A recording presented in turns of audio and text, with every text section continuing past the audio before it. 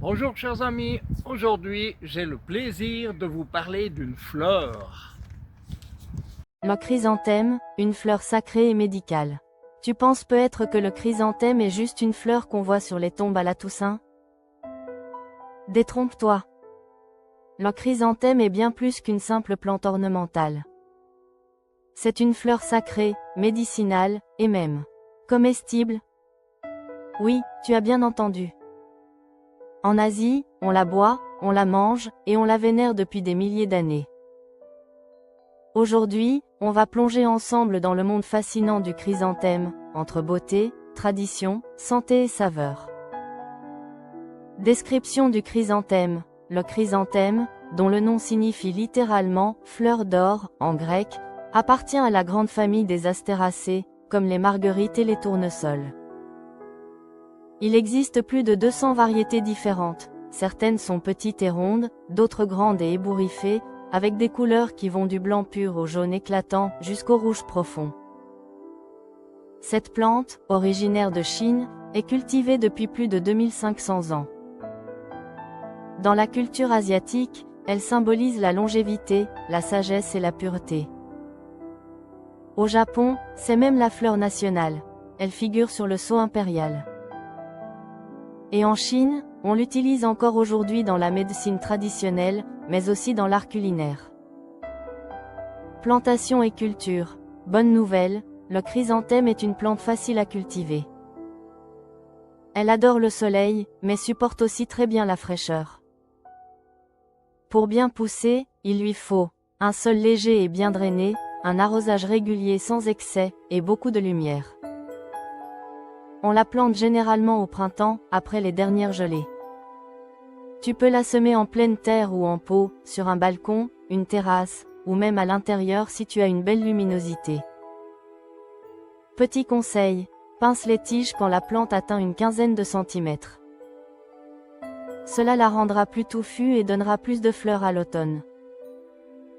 Et si tu veux de beaux chrysanthèmes chaque année, garde les racines après la floraison, elles repousseront au printemps suivant. Utilisation et bienfaits.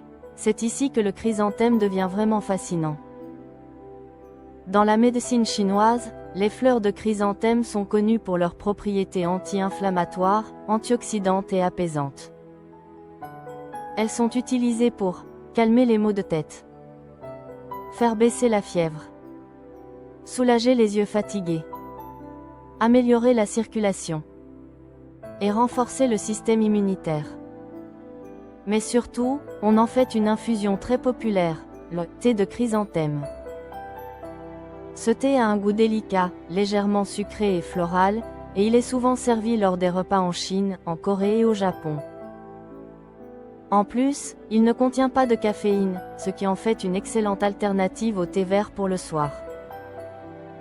Recette traditionnelle et moderne. Voici quelques idées si tu veux goûter à cette fleur étonnante, le thé de chrysanthème. Fais bouillir de l'eau. Ajoute quelques fleurs séchées de chrysanthème, en vente dans les magasins asiatiques ou bio. Laisse infuser 5 à 10 minutes. Tu peux ajouter du miel, du citron ou du goji pour un effet tonifiant.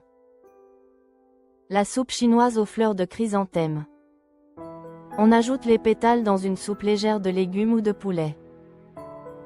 Cela donne une saveur subtile et une jolie touche dorée. Les salades aux pétales de chrysanthème comestibles. Certaines variétés, comme le chrysanthemum coronarium, sont comestibles. On les consomme crues ou légèrement cuites à la vapeur. En Asie, on les appelle shungiku, et elles accompagnent souvent les plats sautés ou les fondues japonaises, nab. Toxicité et précaution. Attention toutefois, toutes les variétés ne sont pas comestibles. Certaines fleurs de chrysanthème ornementales contiennent des substances irritantes pour la peau ou le système digestif. Avant d'en consommer, assure-toi qu'il s'agit d'une variété alimentaire. De plus, les personnes allergiques au pollen ou aux plantes de la famille des astéracées devraient éviter le contact direct ou la consommation. En usage externe, les huiles essentielles ou les infusions concentrées doivent être manipulées avec prudence. Elles peuvent provoquer des réactions cutanées. Conservation. Les fleurs séchées de chrysanthème se conservent très bien. Voici comment faire. Fais sécher les fleurs à l'air libre, à l'abri du soleil direct. Range-les ensuite dans un bocal hermétique, à l'abri de l'humidité. Elles garderont leurs arômes et leurs propriétés pendant plusieurs mois. Pour les variétés comestibles, conserve-les comme des herbes fraîches, au réfrigérateur, dans un linge légèrement humide. Bon à savoir, le chrysanthème attire les abeilles et les pollinisateurs, ce qui en fait une excellente plante pour ton jardin. Dans la culture japonaise, offrir un chrysanthème blanc symbolise la sincérité et la pureté. En France, on l'associe souvent à la Toussaint, mais dans le reste du monde, c'est une fleur de vie et de bonheur. Certaines variétés sont utilisées dans les produits naturels contre les insectes, grâce à une molécule appelée pyréthrine, extraite de leurs fleurs. Conclusion. Le chrysanthème, c'est une fleur étonnante, belle, utile, médicinale et même comestible. C'est une plante qui relie l'art, la nature et la santé. Alors la prochaine fois que tu verras un chrysanthème, ne le regarde plus seulement comme une fleur de cimetière, mais comme un symbole de vitalité, de sagesse et de bien-être. Et pourquoi pas, essaye une tasse de thé de chrysanthème, tu découvriras une saveur douce, apaisante et pleine de tradition. Le chrysanthème, c'est bien plus qu'une fleur, c'est un secret de vie venu d'Asie. Merci d'avoir regardé cette vidéo.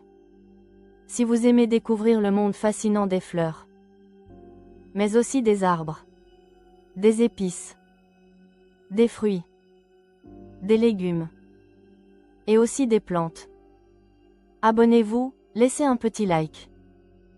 Ça m'aide pour développer cette chaîne. Et dites-moi en commentaire quelles fleurs vous aimeriez que je présente dans la prochaine vidéo. À très bientôt, pour une nouvelle aventure naturelle. J'espère que vous avez aimé cette vidéo et je vous dis à bientôt. N'oubliez pas, un petit pouce bleu, abonnez-vous, partagez mes vidéos et merci de laisser un commentaire.